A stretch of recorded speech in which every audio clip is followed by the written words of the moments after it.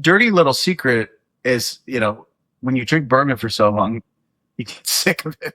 Yeah. So I have a ton of bourbon, Yeah. but and also the book has moved me on to other categories. Right. Lots of cognac and Armagnac, which is still super underpriced in both vintage and modern. Top shelf, some of my birth year brandies. Yeah. Rum is awesome too. I love Jamaican rum, really flavorful.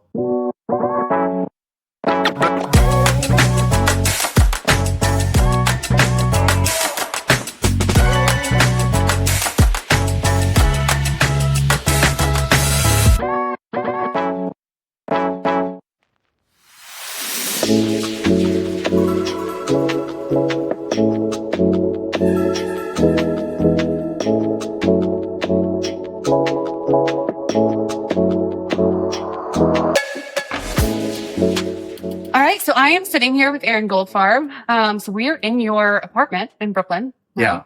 Like, don't have to give up the address, but my wife doesn't even know this is happening. Oh, really? She'll, I guess, see it online she'll eventually. figure it out whenever we. The hell do you do when I'm at work? You're working too. This is work. I am working. Yeah. Yes. So why don't you tell us a little bit about yourself? So obviously, we met. We've done a couple of things together, just through my Instagram and different things. But I loved Dusty Booze. I thought it was just a really great story narrative, like more of that story narrative to get into people who have collected, whiskey hunted, dusty hunted, if you will. And I think it was just the way that you did it was really great. But that, got me into knowing who you are and what you do. But why don't you tell everybody else more about you? Yeah, I've been writing about alcohol, drinking culture, bars, cocktails, whiskey for nearly 20 years. Amazingly. I hope I don't look like it. Not at all. I've seen a lot of the people who've been doing it for 20 years. Whoa, okay. Yeah. And I've written, I've been writing dozens, if not hundreds of articles a year. Everything from the most simple, dumb listicles that AI will be writing eventually to longer feature, 2,000-3,000 word stories, which I kind of became known for, more offbeat stories. I believe I'm one of the first people to ever write about dusty hunting, just because it really captured my imagination. And so my latest book, as you mentioned, was Dusty Booze. It's the rare alcohol book that has no pictures, no recipes. Yeah. Nothing. Right? It's just a 400-page narrative. Yeah. I don't know if people like that. I think they do. I think that's what made it stand out to me, is that it was very unique. I'm used to people just filling space with cocktails and drink this or do this. This podcast is obviously more about the story. And so I loved reading your book because it felt the same to me. It felt like it was about the story of dusty hunting. Yeah. I've long felt there aren't enough of these books in the drinks world. Narrative stories. I loved The Billionaire's Vinegar, By the Smoke and the Smell from Tad Vogler, but there's really not a lot of these books. And I don't know whether booze writers don't want to write them, or the publishers don't want to publish them, or the readers don't want to read them. Yeah. But I said, by hook and by crook, I'm going to do one of these, and it might be the only one I do. Yeah. And it's done pretty well, right? Yeah, it's done pretty well. I'm not sure it's quite broken out of the, nerdy drink scene. I thought by telling an interesting narrative story, and there's an overarching story about the hunt for Howard Hughes's old liquor collection, that would kind of reel in outsiders. But I don't know. No one's reading any books these days, so it doesn't matter whether they have pictures or recipes or anything. But I'm going to keep writing them. Well, and I think you should. I always listen to my books. I do that Audible. I got an interesting audiobook reader for this one. I liked him. I know you liked him. Yeah. Yeah. They let me. I did. They let me try out for the job, and I did not. This is a true story. Really? Yeah. They said, "Would you like to read the audiobook?" And I said, "Yeah, of course." And they said, "You get $5,000 extra if you're hired." Okay. Well, what do I have to do? They said, "Go to a quiet room and read a chapter." Yeah. So there's no quiet rooms in Brooklyn, and when you have two children. Yep. So I went in my daughter's closet and I wrapped a towel around my head and I used my best voice and I read it, and they said, "You didn't get the job." Dang. So I lost the $5,000. Couldn't read your own book. Yeah, but the guy who reads it, he's got that very, I'm not an audiobook listener. They like the kind of robotic, I right? think a lot of the ones that I listen to, I like the different changes in inflection whenever they're reading different things. Yeah, I did speed him up a little bit. It was a little It slow. was a little slow. I think I listened to it at 1.2. Okay, I can talk faster if you'd like. Yeah. I can speed this up later. It's fine. Yeah. But no, I think it was great. Like you said, you had the overall story, right? Looking for Howard Hughes' bourbon coaching, but then these smaller stories. What I liked about it was that you talked about the liquid, right? You talked about like history of where these brands pivoted throughout time, but you did it in a way that was just like tied into the overall story of someone who started going out and looking for different booze and different places and not just whiskey either. Right, exactly. Which was really, really cool because I think that's something that I've been getting more and more into. And it was funny because when I was listening to it, I chuckled out loud because you were like, this is people start somewhere and then they always like branch out into other categories and start collecting other things. And I was like, oh, dang. Yeah, I guess. I didn't even know there were vintage collectors and non-whiskey categories because the bulk of Dusty Hunters are whiskey collectors. And sometimes they get stuff tossed in extra. Yeah. But each category has a different kind of collector. And the reason why there's vintage in each category is a different reason, which I found very interesting. Same.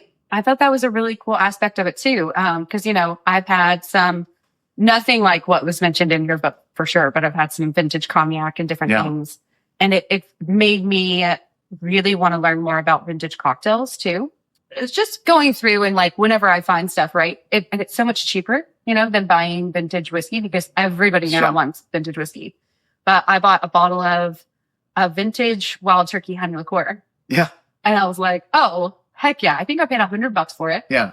And so I'm stoked because I want to I want to try to figure out how to The utilize interesting that. stuff about that is the stuff that we would consider not great today.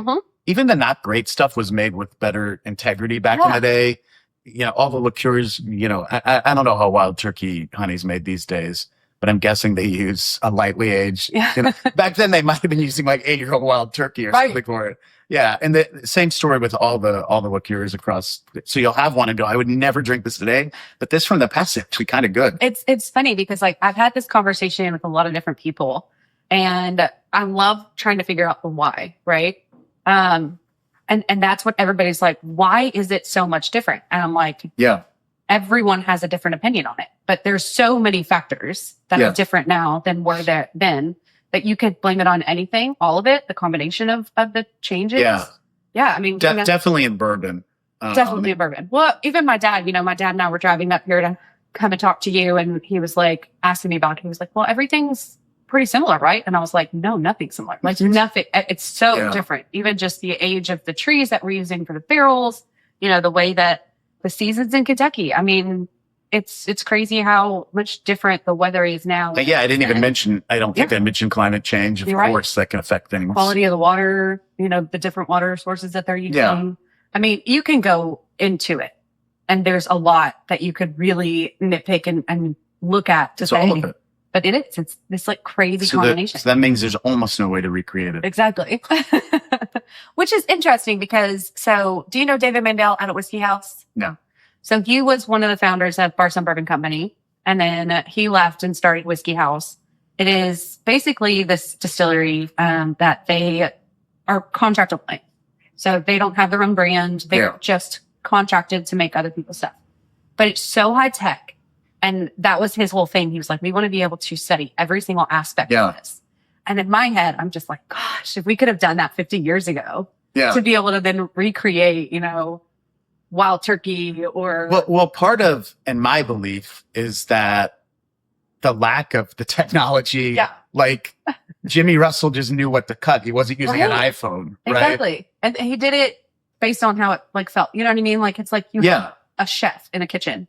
And they're not looking at recipes every single time. They know how to do it. Yeah.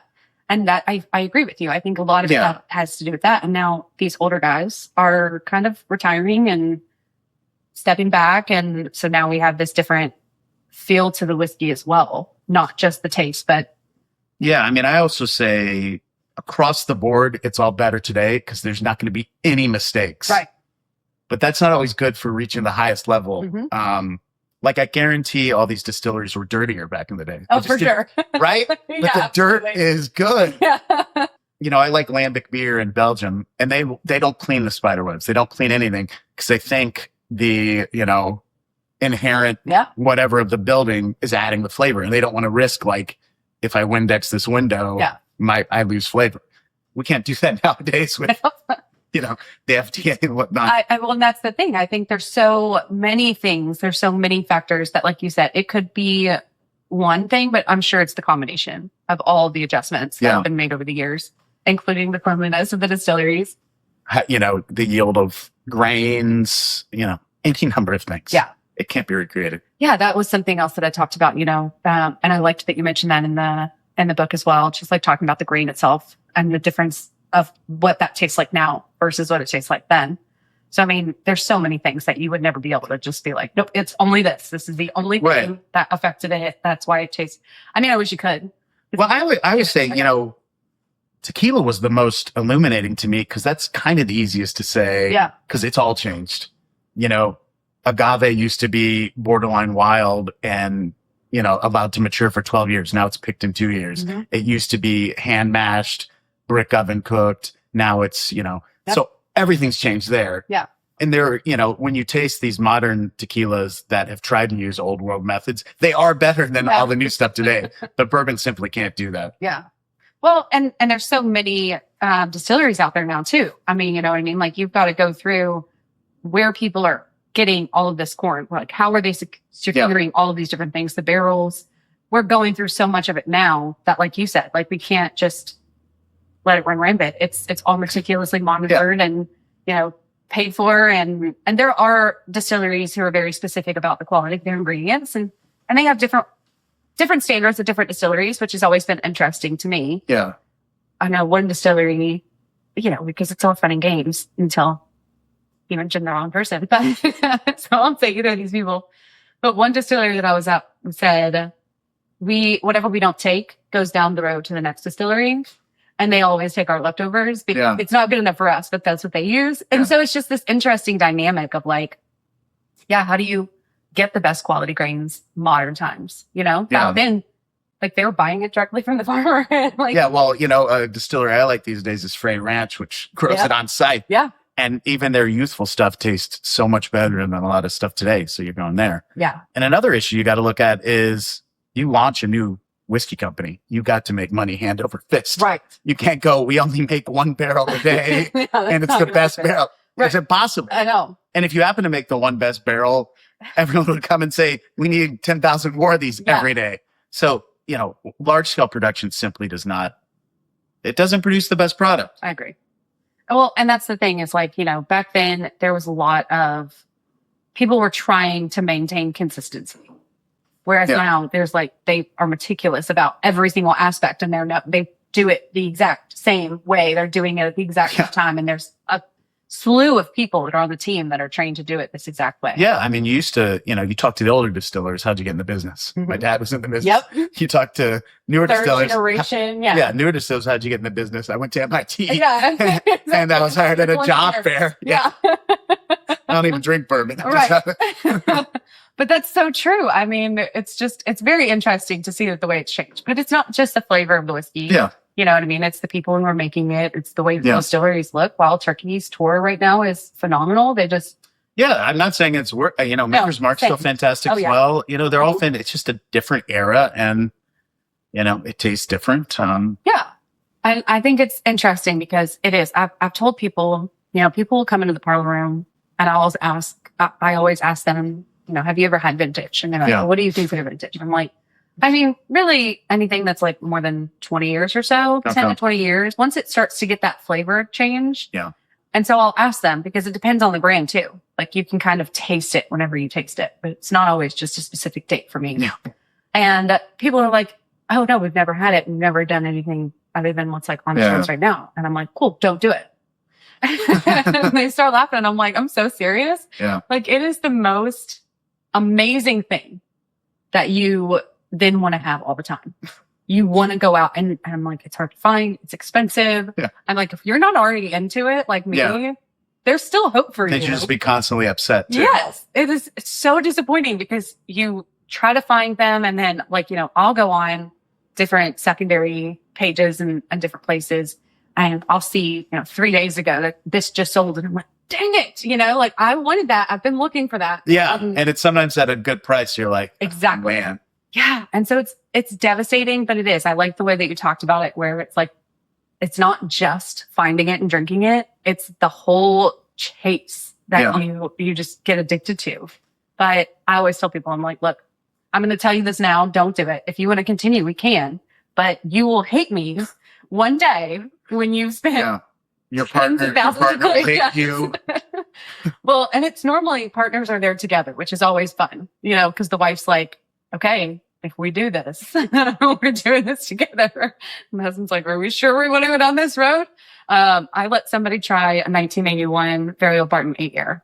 And he was like, all right, well, I guess it's time to sell the car and start investing in vintage bourbon. I was like, I'm trying to tell you. I'm trying to warn you. So yeah, do you have any advice for people who are basically just past that stage? Like, how can people find booze now? I mean, they, get in a time machine. Sorry, exactly. It's too late. Like, in many ways, this is actually a great era for vintage. Yeah. It's certainly a great era for tasting vintage. Yes. Might not be able to afford full bottles, but 10 years ago, you had to know a guy to taste it. Yeah. Now, just about every city has, bottles. You'll pay, Yeah. you'll pay a bit, but, you can have an ounce or two and treat yourself every so often.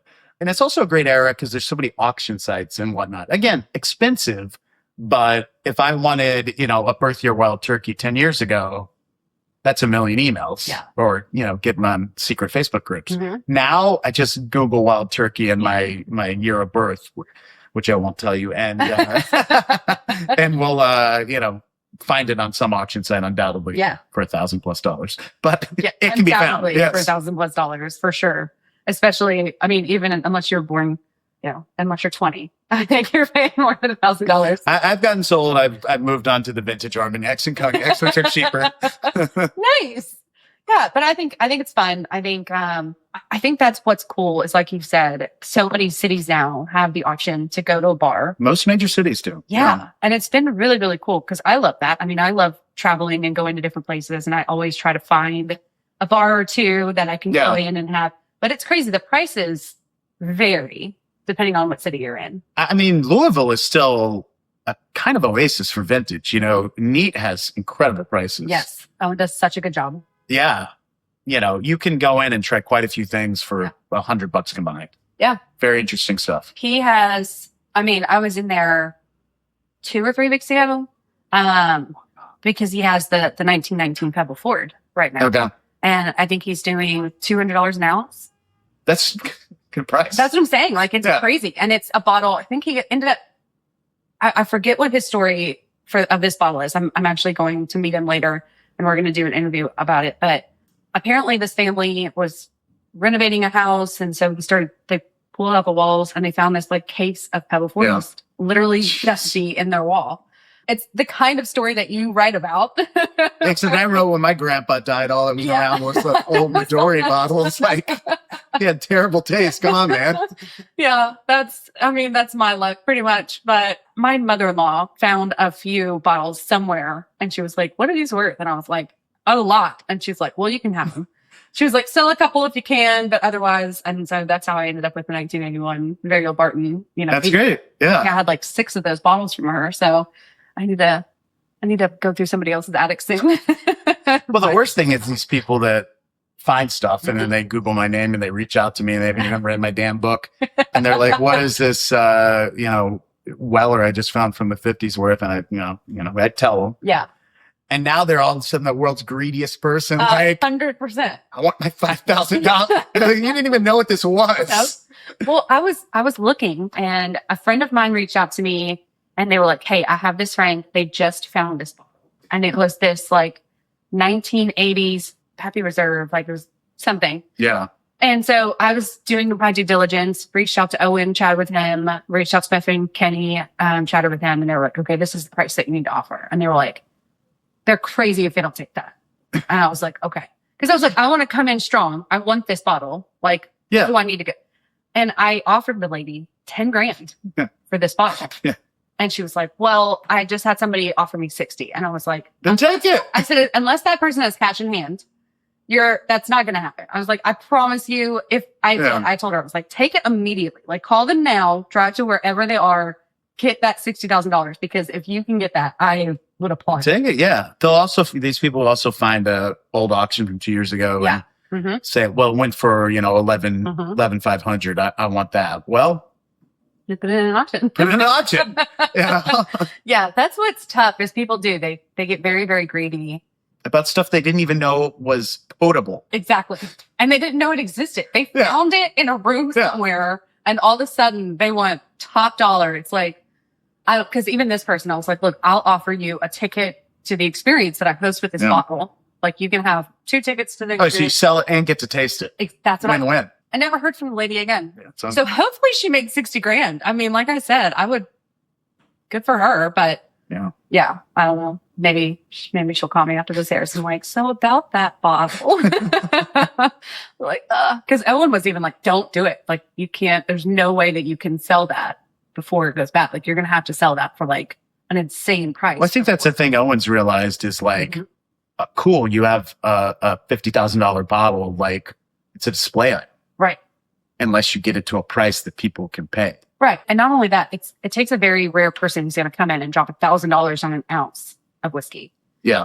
You have to do that so many times, right? Like almost 40 times in order to go through a full 750 milliliter bottle. Yeah. The odds of that happening are pretty slim. And they're higher in Midtown New York, I'll say. I believe that. But we have no vintage in Midtown New York. Bardstown, Louisville. Yeah. We have few and far between, cause like I said, like there's bottles that he has that are from 1919 and they're still available because people have to come in and pay $200 to have it. Wait, again, great price, but again, that's still something. Yeah.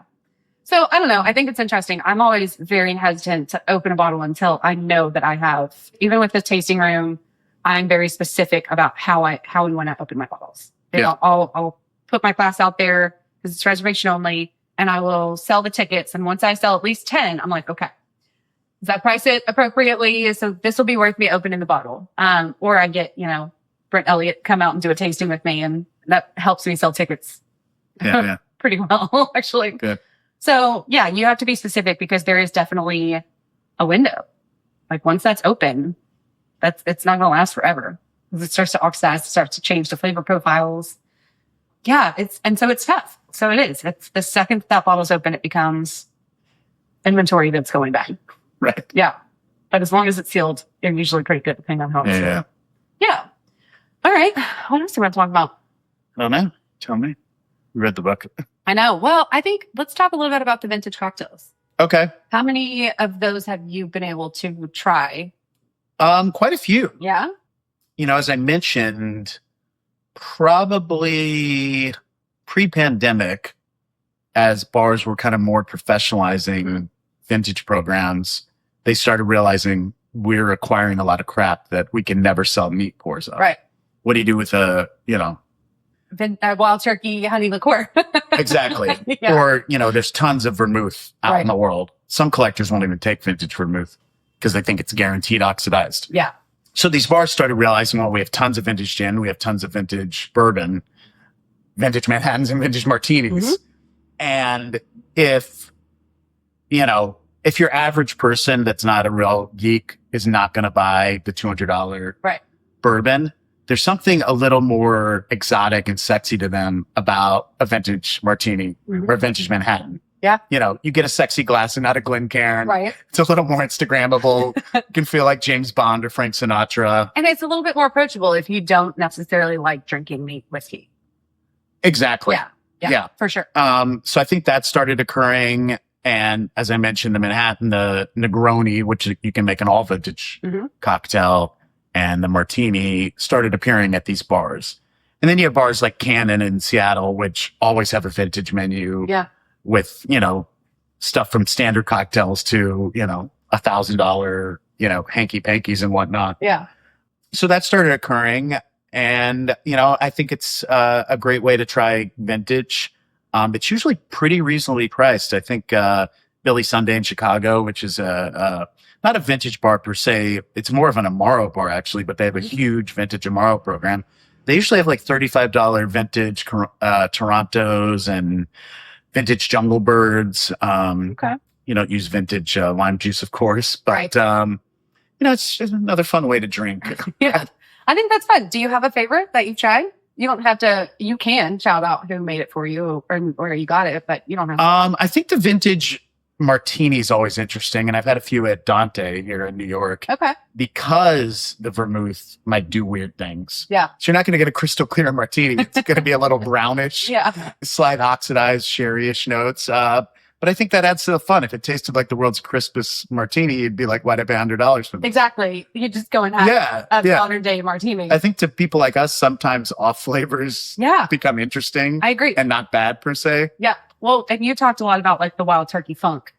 Yeah. And that is something that it's so hard to explain. It's indefinable. Yes. Yeah. Unless you've had it, it's very difficult for you to understand. But I think whenever you have had it, funk is the best description of Yeah. what it is. And I didn't coin that term, obviously. Oh, yeah. It's been in the industry forever. Yeah. Yeah. But I think it's just so fun to try and explain that to people. But I think it's the same way. Like in order for you to understand what a vintage cocktail tastes like, you kind of need to go out and try it Yeah. and understand how a vintage martini would have tasted or vintage Negroni. I think I would like all of them. I drank a few too many martinis last night that were not vintage. Yeah, the vintage Negroni is always great because Campari Mhm. is a real star Mhm. in vintage.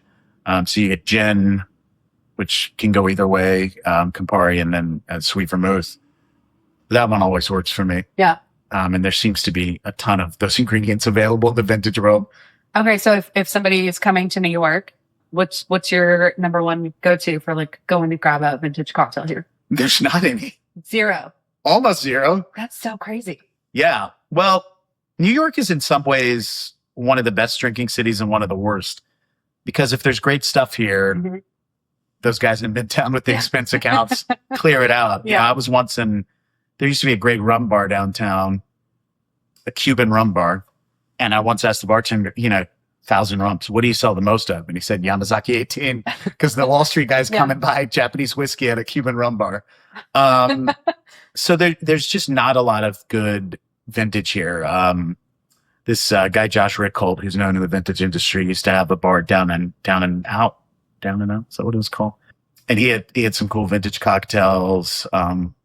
Flatiron Room occasionally has vintage cocktails that work, but there's really not a spot here, unfortunately. Okay. Well, Unless I have a book event, but well, let's have a book event okay. soon. And Good. then we'll come back. We'll Good. come back and meet with Colin and we'll do a book event. That would be a lot of fun. Yeah. Okay, tell me about the other book that we have up here. Brand Mysticism. That came out in 2022. Steve Grass is, I think, one of the most important players in modern alcohol. Mhm. He's not a distiller. He's not he's essentially a marketing guy.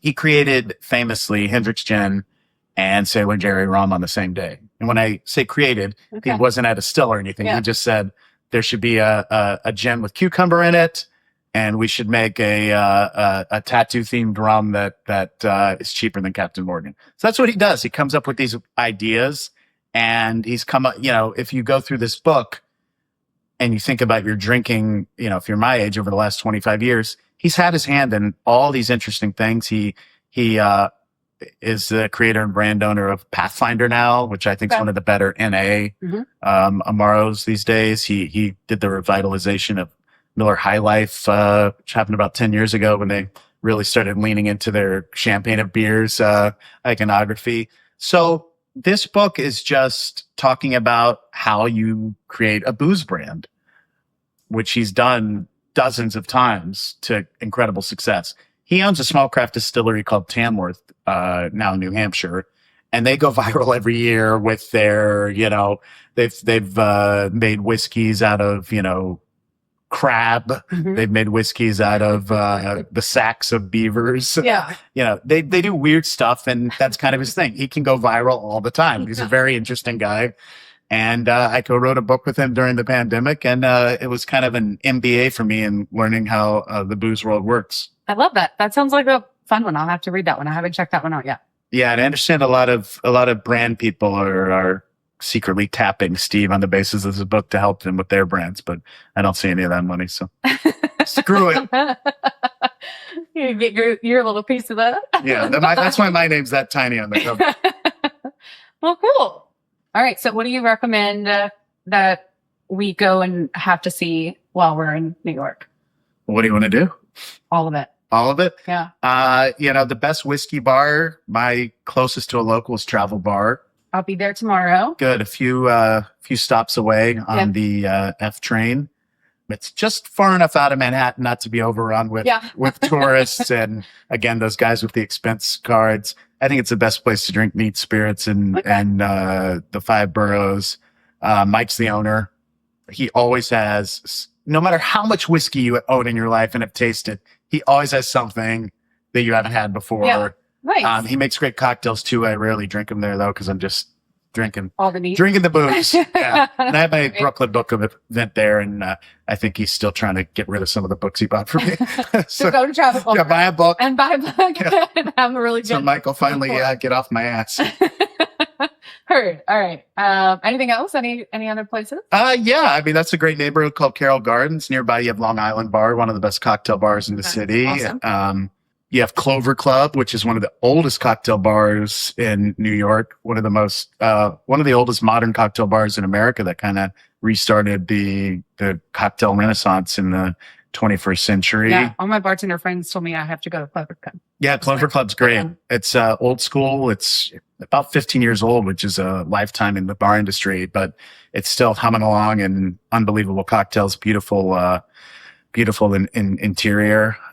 I don't know. Just go around. Yeah. I love it. Well, I've checked it. All the places that are on my list, you marked off. So I'm glad that we went to Grand Army, which I think is a big sleeper in the neighborhood. So fantastic. They have cocktails. If you drink enough cocktails, you can read a cocktail and go, that sounds delicious or that sounds terrible. Theirs all sound like, how can that work? And then it blows your mind. I had something last night that was like mezcal and rum, I think. Okay. And I was just, I love going and chatting with bartenders because I think bartenders are the artists of our industry, right? Yeah.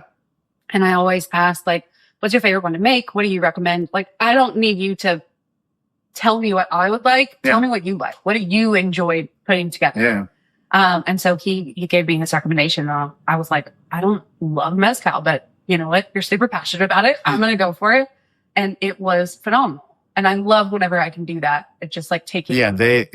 They have a martini variant that has carrot eau de vie in it. That's one of the best cocktails in the city. I forget the name of it. Okay. And they serve frozen cocktails all winter long, which sounds weird, but it's kind of a nice little treat once you're warmed up. Well, we went last night and it was happy hour. And so I have raw oysters on the half shell. Yeah. An awesome martini. And then, I did have martini. And then an awesome cocktail with mezcal in it. I'm blanking on the name, but Regal something maybe. I don't know. Everything's named after a cat. It was cool. I liked the way that they did their menu with like the different, astrology signs. They always have a themed menu. Yeah, it's cool. Spice Girls themed menu. I love that. Cat themed menu, but all their stuff's good. And good raw bar. Mm-hmm. Nice moody lighting. Yeah, it was vibe for sure. Yeah. So what do you enjoy drinking whenever you're just hanging out, or like what's your normal? And then what's the one that you would pull to like impress someone? Well, dirty little secret is, when you drink bourbon for so long, you get sick of it. I have a ton of bourbon, but and also the book has moved me on to other categories. Right. Lots of cognac and Armagnac, which is still super underpriced in both vintage and modern. Top shelf, some of my birth year brandies. Yeah. Rum is awesome too. I love Jamaican rum, really flavorful. I think out of camera, we have my agave spirits, which I've also really got into. Bourbon's always bourbon. It always tastes like bourbon, but rum and brandy and agave spirits have a wider breadth of flavor. Yeah. What do I pull out to impress someone? I let them tell me what would impress them. Fair enough. Most people that come to my house are just moms and dads in the neighborhood. Yeah. at my kids' school, so they, for instance, don't know a Michter's 20 is what they should ask for. Absolutely. And if they had the balls to, I'd pour it for them. Instead, they ask, about whatever, and I'll pour that too. Sometimes the allocated stuff's not the most interesting. Yeah, I do. I'll put something on a frame. I do these. Oh yeah. My friends at Rare Character. I don't know if we can close up there. For sure. I've known Pablo for years. He generously semi-donates a barrel to me every year, and I make a single barrel for my kids' elementary school. Oh, that's awesome. Surely the only elementary school single barrel in the world. But it makes about $7,000 for my kids' school. And the dumb parents don't even know how good a liquid they're getting. Yeah, seriously. Yeah. We've seen this a lot more in Bardstown recently. The Evergreen liquor store right there downtown. They've been doing a lot more work with Pablo, and the one that I just had. They call it their birthday because Crystal literally picked it on her birthday. Yeah. And so I went in and I was like, hey, let me try the birthday. And they were like, oh, okay. Well, they poured me this instead of the Old Forester birthday. But I was so happy with the drink. I was like, okay, now I understand why this takes precedence. Yeah, he gives me good barrels. Yeah. It's sold for too good of price to the parents. And then somehow bottles escape the small community and get sold in the secondary market. It never fails. I don't know what it's not me. It's that one Larry at your school is just like, I know what I'm going to do with this. I can tell. Yeah. So I got that. Here's another fun one. You want to just keep pulling stuff? Sure. My friend, Robert Simonson, probably the best modern cocktail writer. But he's not a real, whiskey geek. He said to me a couple years back, I've always wanted to pick a single barrel. Yeah. Can you facilitate that? And I said, sure. So I reached out to Blake Reiber, my friend at Sealbox, longtime friend. Mm-hmm. And he said, I've been wanting to come to New York, just like you. He said, let's do New York distilling. And so Robert and I went and tasted a few of their ryes. He exclusively distills rye. Mm-hmm. And then we made these private label writer's rye. So cool. And they're fantastic barrel-proof ryes, New York ryes from local heritage grains. That doesn't necessarily impress the geeks. They still want the Kentucky stuff, but I'm really proud of these two things. And Blake sold them at Sealbach. Maybe they're still there. I don't know. But what's the mash bill on this one? I can't remember what the mash was. This was the first one. Yeah, let me try the first one. Yeah, I'm going to set these down. I think they're about 110%. 110 proof. I don't remember what the mash was.